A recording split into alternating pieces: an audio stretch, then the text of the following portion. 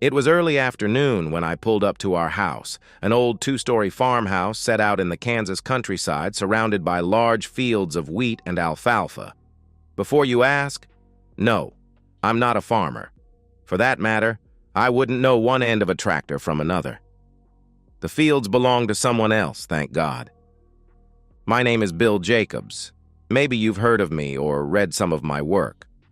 I'm an art critic whose weekly articles are syndicated in about 200 newspapers across the country and featured on a number of large mainstream websites. I do most of my work here, in this quaint country house my wife of 8 years, and I decided we would call home. I do spend some time on the road, about 1 to 3 days a week, depending on what it is I'm writing about at the time.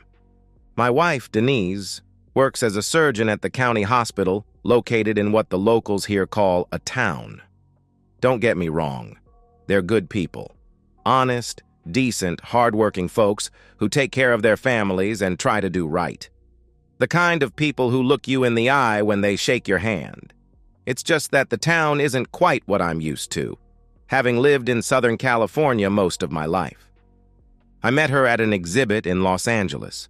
I was covering it for the paper I wrote for, and she was there taking a break from her studies.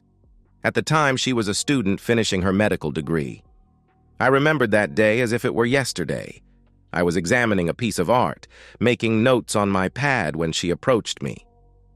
"That's an interesting piece," she said. "Think so?" I asked.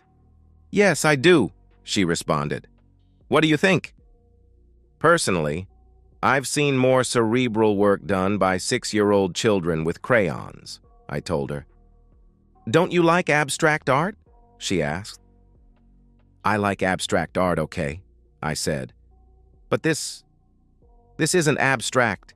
It's lazy, no doubt done by someone who hasn't sold anything in a few months. Probably figured he'd slap some paint on a canvas, stick his little finger out, and spout some psychobabble about inner conflict or something. He'll probably sell it, but I wouldn't give a plugged nickel for it myself." "Are you an art buyer?" she asked. "No, I'm a critic," I said. "Bill Jacobs," I said, offering my hand. "Denise Blackman," she said, taking my hand. "You're a real art critic?" I chuckled at that. "Yup," I said. "They actually pay me real money to write horrible things about stuff like this. Some artists actually think it's a badge of honor to be insulted by me." She laughed at that. "Sounds like an interesting life," she said. I shrugged my shoulders. "It can be," I said. "Mostly, I travel to see exhibits like this, maybe talk to an artist or two. Most of my time is spent on a computer, though. It can get rather boring. What about you?" "I'm a medical student," she said. "I start my residency next year." "Now that sounds exciting," I told her. "It's all work and no play," she said. "That's why I came here. I need a break from studying." "I can understand that," I told her. "Now, if you want to see some real art, take a gander at that piece over there," I added, pointing to a picture of a country farmhouse covered in snow. "Tell me what you think of it." She looked at the piece and her face lit up. "That kind of reminds me of where I grew up in Kansas," she said. "I love the way the moonlight reflects off the house." "Are you sure it's moonlight?" I asked. "Stand in front of it and tell me what you think." She walked to the picture and I followed her. She looked shocked as she stood in front of it. "It looks so much different from here," she said. "Indeed," I said. "The brush strokes the artist used and the way the colors are blended, it's almost like looking at a different picture depending on where you stand. And if you look close enough, you'll see detail here you never would have picked up over there." "You're right," she said. "I like this. Congratulations, you're now an art critic." She laughed. "Oh no," she said. "I could never do what you do. I'd be too afraid of hurting someone's feelings." We spent the next 2 hours looking at the rest of the exhibit. I had to admit, I liked hearing her input on different portraits. I hated it when she had to leave, but I understood that she had to get back to class. We exchanged numbers and email addresses before she left. "It's been a pleasure meeting you, Bill," she said, giving me a peck on the cheek. I'd like to do this again sometime." "So would I told her. We spent the next few months getting to know each other and started dating exclusively. At first, I was concerned she might be put off by the fact that I was 6 years older than her, but she wasn't. She certainly did make me feel like a younger man. One thing led to another, and before you know it, we got married. I thought I had hit the jackpot. Denise was, and still is, in my opinion, a very warm and loving woman. Intimacy between us wasn't just good, it was over-the-top great. She never complained about my work schedule and never complained when I had to travel across the country to review an exhibit.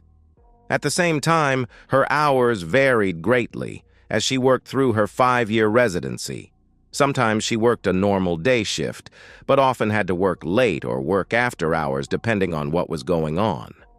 We discussed this in the beginning, and I had no problem with her odd schedule, even though it often made it difficult for us to connect in the evenings or on weekends. After her residency, she was offered a job at the hospital in her hometown. They had just put in a fancy new surgical center, so the locals wouldn't have to go hundreds of miles to get surgery. By then, I had become syndicated, so it really didn't matter where I worked. Physically, the internet was my office, and I could submit pieces from anywhere on the planet, so long as I had web access. So we packed our things, sold the condo, and headed to Kansas. The house we bought was a 2-story farmhouse that supposedly dated back to the 19th century. Everything had been upgraded, so it sported all the modern conveniences, including central air conditioning. I made sure it had cable access, which included high-speed internet, which was crucial for my work. We turned one bedroom on the second floor into my office and planned to use the third bedroom as a nursery. The master bedroom was huge and included a nicely appointed master bathroom that could easily accommodate both of us at the same time. The biggest adjustment for me was the fact that nights in the country were actually dark. I mean, pitch black.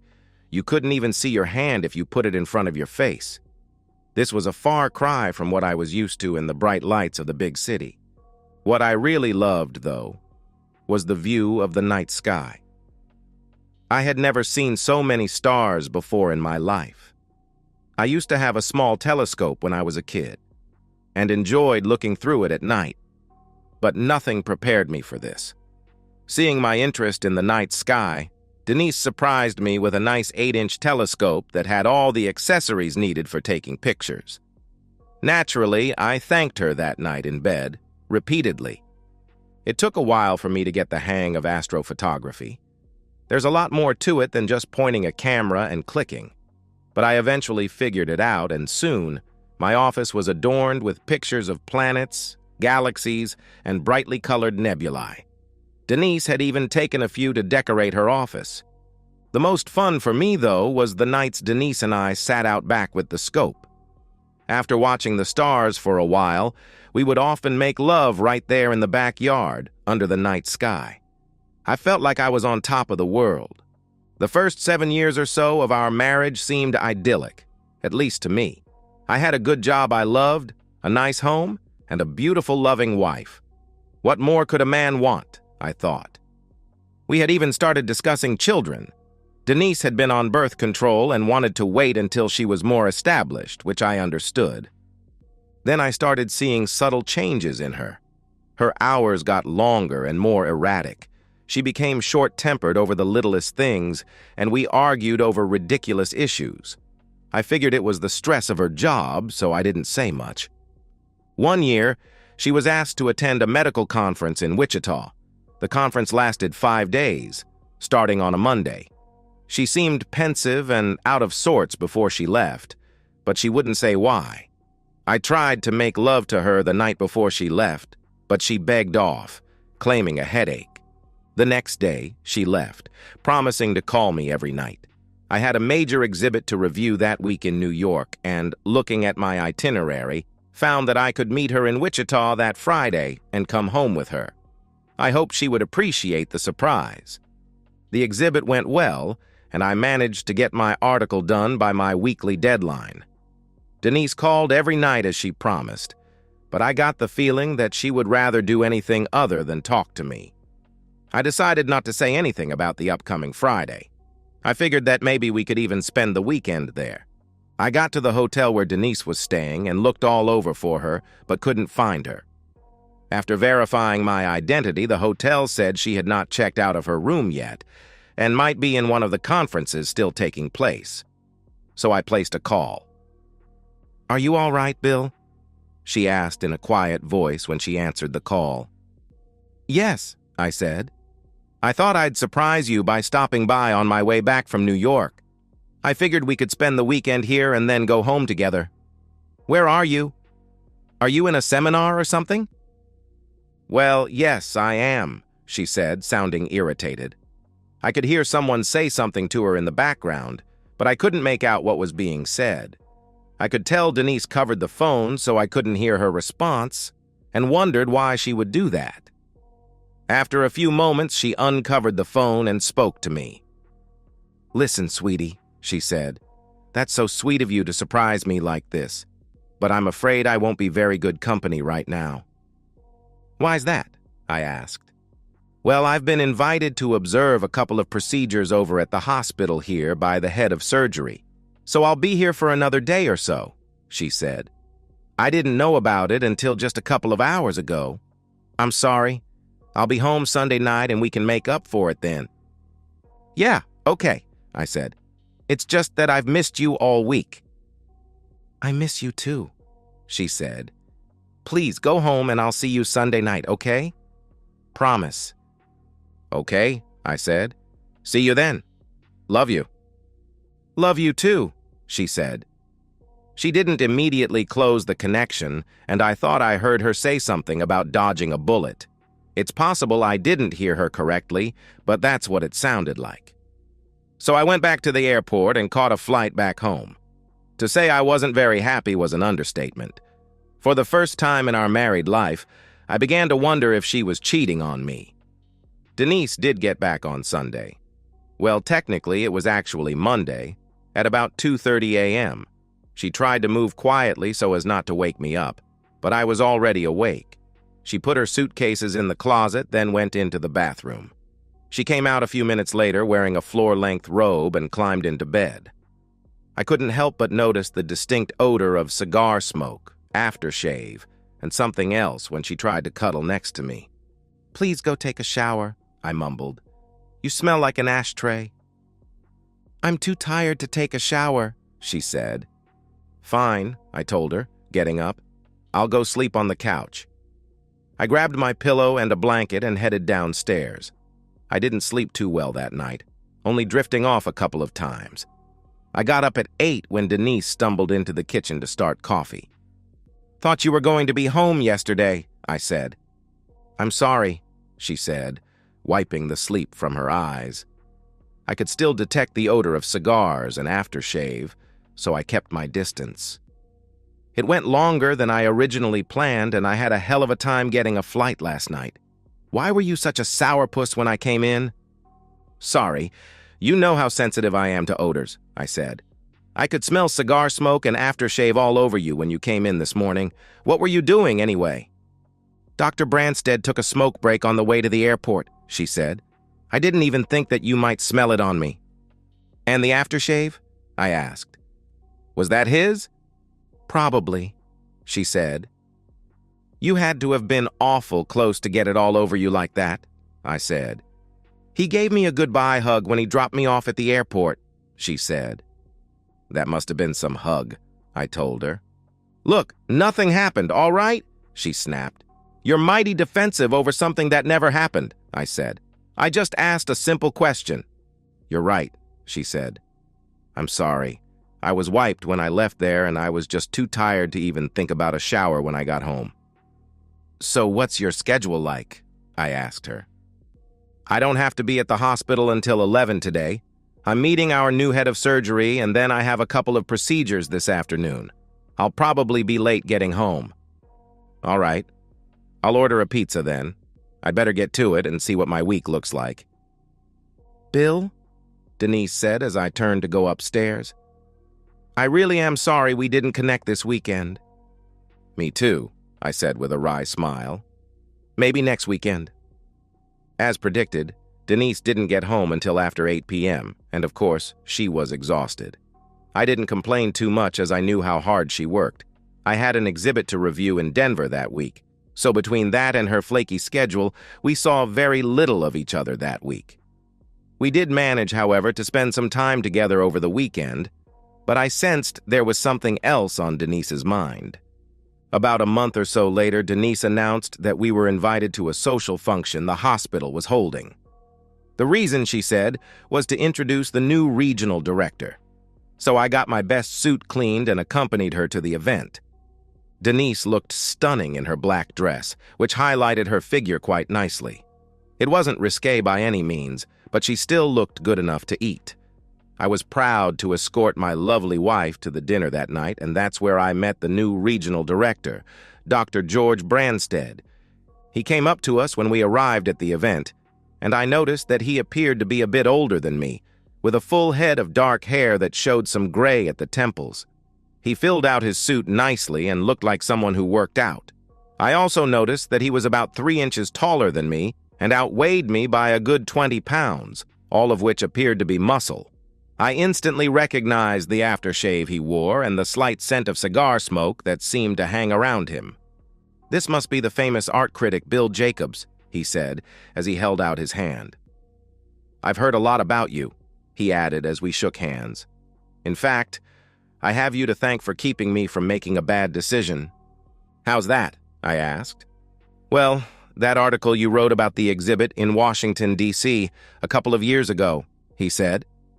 "My wife and I had been thinking about getting a couple of new pieces of art that were being shown there, but after you did that review, we changed our minds." "Glad to be of service. I take it you already know my wife from that conference in Wichita." "Yes, that's quite a woman you have there." I noticed the glances between them and wondered if there was something else going on. "Yes, I agree," I told him. "She's quite the surgeon. I have big plans for her and I'm quite sure she's up to the task," he said, looking at her. I noticed her face turning a bit red and wondered what it was that would embarrass her like that. The evening went fairly well.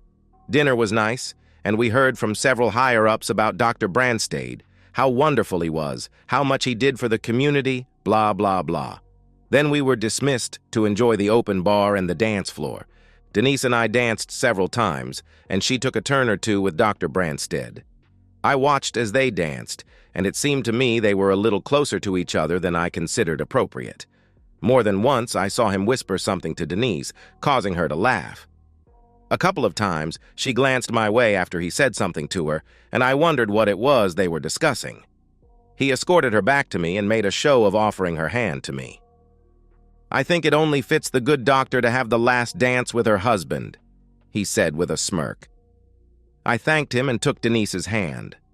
I held her close as we danced, and I noticed the cigar and aftershave smell on her. I wondered if this was how she got his stink on her at Wichita. Finally, the dance was over and we left. Looking around, I saw Branstead leaving the venue alone and wondered where his wife was. We left and drove home. "I noticed George was alone tonight," I said. "What happened to his wife?" "He said she wasn't feeling good enough to come," Denise said. "You two seem to hit it off nice," I told her. "Do I have anything to be worried about?" "Of course not," she said. "You're the only one I love." "I'm glad to hear that," I said. "And you're the only one I love. So, what are these so-called big plans he has for you?" "There's been talk of having surgeons travel to do procedures at different hospitals in the area. I just happen to be on the list." "I see." It sounded to me like he had something else in mind. "I don't know what that could be," she said. I had never caught her in a lie before, but something about all this didn't sit right with me. I decided to drop the subject until I had more information. Things were a bit strained over the next couple of months. Denise's schedule was even worse than before. She was placed on a team that saw her traveling to clinics and hospitals throughout this part of the state, and I had no idea when she would be working. We hardly ever saw each other, and when we did, it was only to say hello and goodbye. Frustrated, I tried to get her to change her schedule so we could spend time together, but it seemed that she was more concerned about working her way up the ladder than anything else. Something about all of this didn't quite pass my reporter's smell test. Part of me thought about hiring a private investigator, but a couple of things stopped me. First of all, if she was innocent, she would be royally pissed over me spying on her, and with good cause. Second, I didn't want to spend a lot of money only to find out nothing was going on. Fortunately, I had a lot of friends in the news business who were investigative reporters, something Denise didn't know. So I reached out to a couple to see what they could dig up on Dr. Branstad and his traveling medicine show. I was in Seattle reviewing an exhibit when I got a call from Denise telling me she would be in Topeka for the weekend for some kind of meeting. I had just about had it with all of this, and it took everything I had to hold my temper. "I'm sorry. I know you were planning for us to get away when you got back from Seattle this weekend. I'll make it up to you." God, if I only had a nickel for every time I heard that phrase, I thought. I counted to 10 before responding. "Bill?" she asked when I didn't respond. "Are you there?" "I'm here. Who else is going to this meeting?" "Well, Dr. Branstad," she said. Of course, I thought to myself. There's several others I know, some from my hospital and others from hospitals across the state. Okay, you gotta do what you gotta do. I'm not happy, but I understand. "You're the best. I love you," she replied. "Love you too," I said before we ended the call. This shit has to stop, I thought as I put my phone away. I finished going through the exhibit and made my way to the hotel. As I was eating, my phone rang again. It was Ralph Williams, a friend of mine who works as a reporter for the Kansas City Star. "Hello," I said. "Hey, Bill, how's it hanging?" "Yup," I said, causing him to chuckle. "That good, huh?" he asked sarcastically. "Pretty much. You find something?" "I sure did. Your Dr. George Branstad is quite the guy." "Is that a good thing or a bad thing?" I asked. "Well, let's put it this way. He's richer than God, married to a trophy wife who can't stand him, knows everyone who's anyone, and has a well-deserved reputation as a philanderer.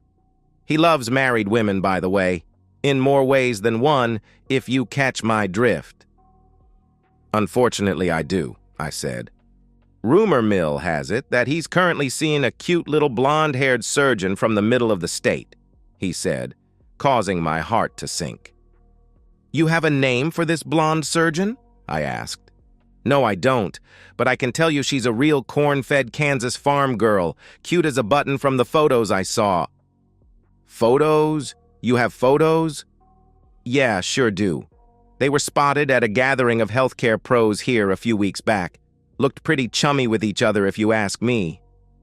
"Can you email me some of those photos?" I asked. "Sure, I will be happy to." "Thanks, Ralph. I appreciate it." "Anytime, old friend. By the way, turns out the good doctor was caught in a scandal out west a few years ago." "What kind of a scandal?" I asked. "The kind that sees big-name doctors get a polite shove out the door, if you know what I mean. I don't have all the details, but I know someone who does. I'll send you her info with the pictures. She writes for a society gossip blog out in California. She's expecting your call." "Thanks," I said before ending the call. I remembered Denise telling me she had a meeting in Kansas City a month or so ago, but she never mentioned being with George. I heard my phone ding, indicating I had an email. I dreaded looking, but I opened the email and took a look at the photos, expecting the worst. Sure enough, there was my Denise, sitting in a hotel restaurant with George Branstad. One photo showed them kissing and another showed them walking away, holding hands. This was no professional relationship. I felt like I had just been punched in the stomach. How long had this been going on, I wondered. Was she in love with him? How could she do this to us? So many questions went through my mind I couldn't even think straight. I had one more call to make, so I rang the number for Linda Carson, the blogger Ralph told me about. "Linda Carson?" she said when she answered the phone. I introduced myself to her and told her Ralph had referred her to me. Yes, I've been expecting your call. You're curious about George Branstead? Yeah. What can you tell me? Well, he was caught screwing a co-ed in his office about 8 or 9 years ago. He got the boot, and now I hear he's in Kansas. Do you know the name of the co-ed he was caught with? I asked. Yes, I do. It never made it into my report, though. The school was adamant that her name be kept out of my report. Let me look here just a minute.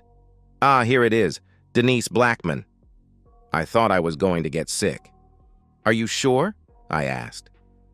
Absolutely. Why? Do you know her? That's my wife's maiden name. When did this happen? I'm sorry to hear that. Hold on. Let me look at my notes. Here it is, she said, giving me the date. I brought up the archive of my day planner and checked. It was the day I first met her at the exhibit. Damn. I thanked Linda for the information and ended the call. Somehow, I managed to get through my dinner, then went to my room and finished my article for the week. I got it submitted just in time and decided to check out and go home.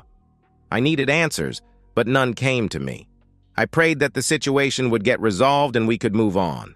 I could only hope this wasn't as bad as I thought. I got home early Friday afternoon, grabbed the mail out of the box by the road and went inside. The place seemed eerily quiet, more so than usual, I thought. I put my clothes away and sorted out the mail. Bills went into one pile for Denise and I to go through as we always did, and obvious junk went into the trash. There was a beige-colored envelope addressed to me in a well-done calligraphy from someplace called Ramnusia Gallery. I never heard of the place, so I opened the letter. According to the invitation, I had been invited to an exclusive showing at 5 p.m. that evening. I looked at the address and realized it was local. Strange, I thought. I never knew there was an art gallery in town. Perhaps it was just established and the owner wanted to give me a preview. What the hell, I thought. It would take my mind off Denise for a little while. I pulled up to the large, 2-story Victorian house right at 5 and was surprised when the door opened before I could knock. I stood face to face with a slim, petite blonde who didn't look to be more than 25 years old. Mr. Jacobs, right on time. I appreciate punctuality. Please come in. I followed her inside. After she closed the door, she turned to look at me. My name is Adrestia Ramnusia. Welcome to my gallery, she told me, extending her hand. A pleasure to meet you. I didn't know this little town had an art gallery, I said. She smiled and flipped a strand of hair out of her face. Trust me, Mr. Jacobs, there's nothing like it anywhere else in the world. Please call me Bill, I said. Okay, I will, Bill, and you can either call me Adrestia or Dr. A. Adrestia. That's an interesting name. I've been called many things over the years. Please feel free to look around if you wish. I took her up on her offer and looked at the portraits on the walls. All of them had a strange, near-photographic quality to them, and all of them appeared to be of people facing their inevitable demise. It was the most macabre collection of portraits I had ever seen in my life. I looked at them, trying to determine who the artist was, but I was unable to decipher the markings in the lower right corner. I ended up in front of a portrait of a woman who appeared to be falling backward. Her eyes were wide open, and her hair appeared to be flying in front of her face. Her mouth was open in a silent scream as she realized the end was near. This is a rather strange collection. Do you sell many of these? These aren't for sale. They're for posterity. This portrait is one of our most recent. They look so realistic. Who painted these? Some of them painted themselves, she said. I looked at her, shocked. How was that even possible? So if these portraits aren't for sale, how do you stay open? I asked. Money isn't an issue. You could say we have, well, deep pockets. Very deep pockets. After a few awkward moments of silence, she spoke again. Oh, I understand. You thought I invited you here to write up a review? Isn't that why you sent me that invitation? I asked. She smiled and shook her head. No, it's not. I'm sorry if you got the wrong impression. Actually, I have something here just for you. Please come with me. I followed her through a set of double doors into a room that contained a covered portrait on an easel and 2 chairs with a round table between them. Please, have a seat, she told me, gesturing to the chair on the right-hand side of the table. I sat and watched as she went to the portrait and removed the cover. To say I was shocked was an understatement. There in the portrait was Denise, wearing a sexy black dress showing a lot of cleavage. Her hair was well done, and her nails were painted a deep red. I noticed her rings were missing from her left hand, which happened to be on top of another hand attached to, you guessed it, George Branstead. She smiled as she gazed at George with a look that screamed, "F*** me." It was a look I had seen many times since we first met. I sat back in the chair, shocked. But this was a painting, not a photograph. How could it possibly have been done on such short notice? I asked myself. Is this real? Is this some kind of a sick joke? I asked, upset with the portrait before me. No, it's not. You're probably wondering right now if this is really happening, Adrestia said, as if reading my mind. Trust me, it is real. I can't explain it in any way that would make sense to you, but I can assure you it's real. She covered the portrait and sat in the chair next to me. I know this is a terrible shock to you, she said. I nodded my head, feeling numb. Yes, I stammered. I also know you've suspected your wife has been cheating for a while, but you've gotten no real proof, she said. How would you know that? I asked. It's my job to know, she told me. Who in the hell is this woman? I asked myself. She smiled, almost as if reading my thoughts. Please come back at 11 p.m. tonight. Your questions will be answered once and for all. Numb, I got out of the chair and let her lead me to the front door. Remember 11 p.m. tonight? I nodded my head and left after she closed the door. I went home, ate, and tried to keep my mind off what Denise was doing, but it was impossible.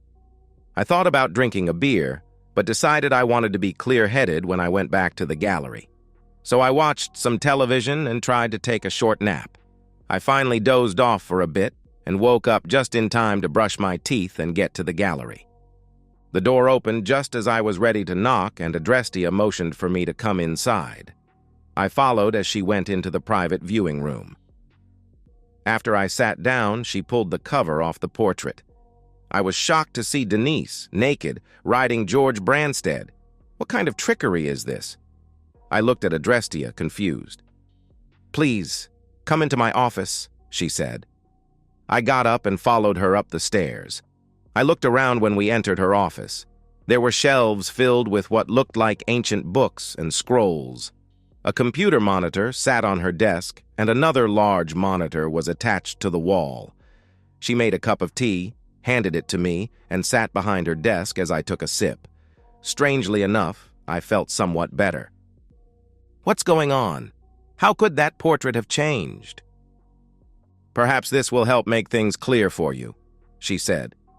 After moving her mouse around a bit, the monitor on the wall came to life. I could see Denise bouncing on George for all she was worth. I could see his erect penis filling her as she ground down on it. When she lifted, I saw white globs on his shaft and knew that he had finished inside her without a condom. She lifted one leg and lay down next to him, his semen running out of her cheating. Oh God, that was so good, George said. Denise laughed. Yes, it was, sweetie. The best, she replied. Think I managed to get you pregnant tonight? He asked. Possibly.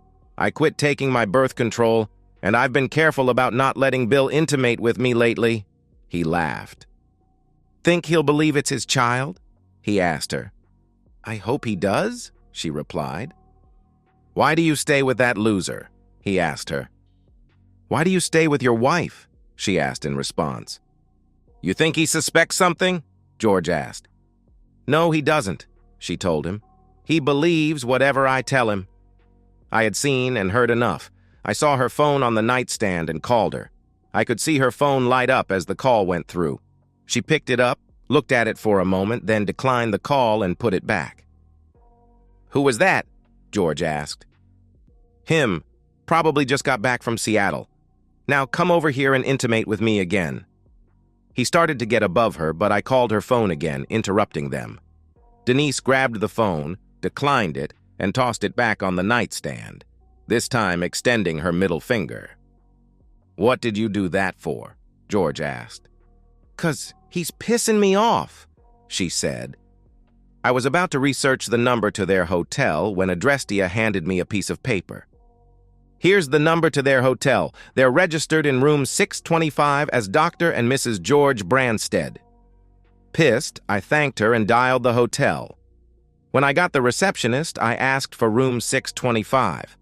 I heard the room phone ring in the video and saw George pick up the receiver.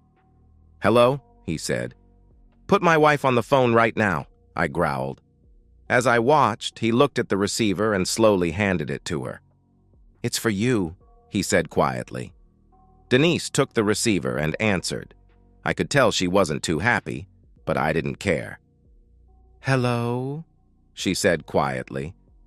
"Well, hello there, Mrs. Branstead," I said. I saw her face go pale in the video. "Having a good time, I see." "Bill, there's nothing going on. Why are you so upset?"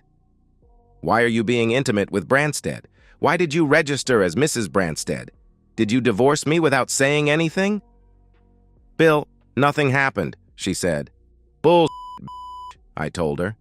She recoiled when I said that. I had never used profanity around her before, and it caught her off guard. "I just watched the two of you. Did you honestly think you could get pregnant with his child and have me raise it? Are you out of your mind?" "You saw us?" Denise asked, looking around for a camera. "Yes. I saw you and I heard you. How long has this been going on? I know you and he were an item in college, and I know you were caught the day we first met. So tell me, why?" "Look, Bill, I don't know what you think you know, but you're mistaken. This is the first time we've done anything. Please let me come home and we can talk through this. It doesn't have to affect us." "There's nothing for you to come home to, you lying b****. You might as well stay with him. I'm going to see an attorney on Monday and I'll have you served with divorce papers." "I don't want a divorce. Please don't do this. I love you." "Yeah, I can see how much you love me. Like I said, don't bother coming back.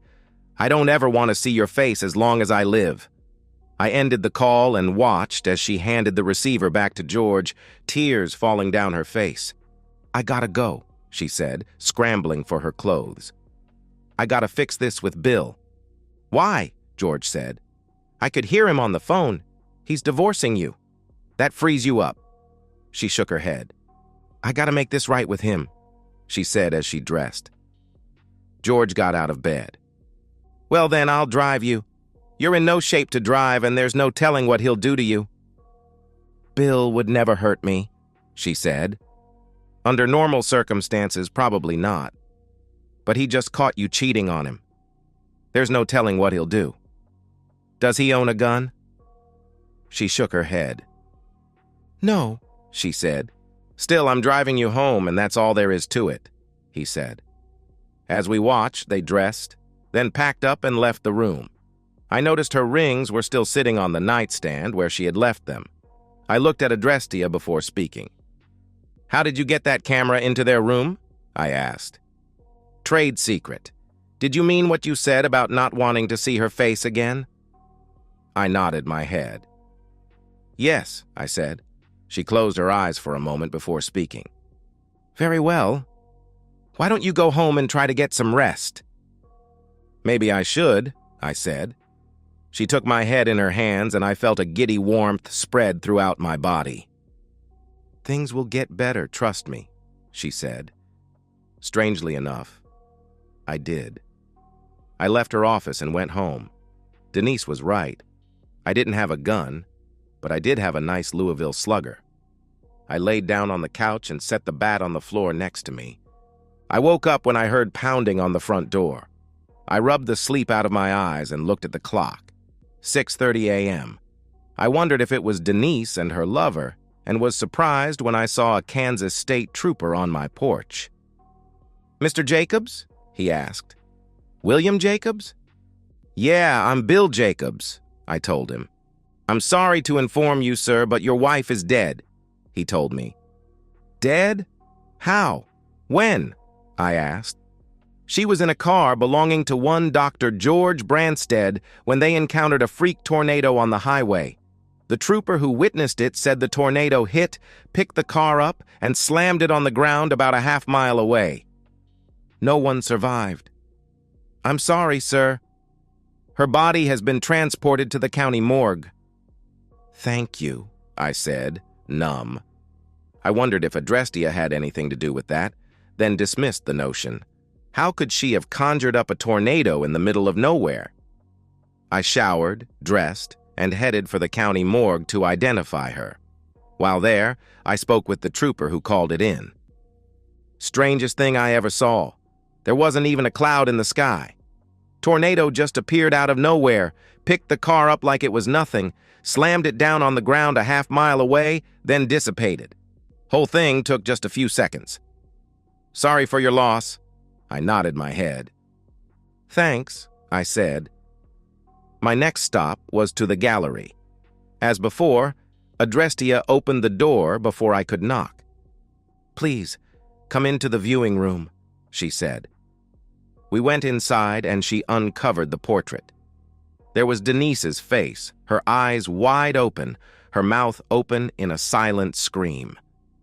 I could see the seat she was sitting in, and what looked like a swirling cloud outside the window next to her. I followed Adrestia as she picked up the portrait and carried it to the spot she had reserved for it on her wall. With tears running down my face, I watched as she hung the portrait on the wall. I looked around and suddenly realized what kind of a gallery this was. Adrestia looked at me after she hung the portrait. "It really does get easier," she said. She took my head in her hands, and the desire to mourn was suddenly gone. She smiled and kissed my forehead. "Go now, live, love, and enjoy life. You'll find someone much better. Trust me." I nodded my head and left the gallery. Denise's funeral was well attended. She had made a lot of friends at the hospital, and most of them were there, along with her parents, who were stunned to hear that she had died in a tornado. I accepted the condolences that were offered, but strangely enough, I felt no need to mourn. I was also able to get through the day without telling anyone of her infidelity.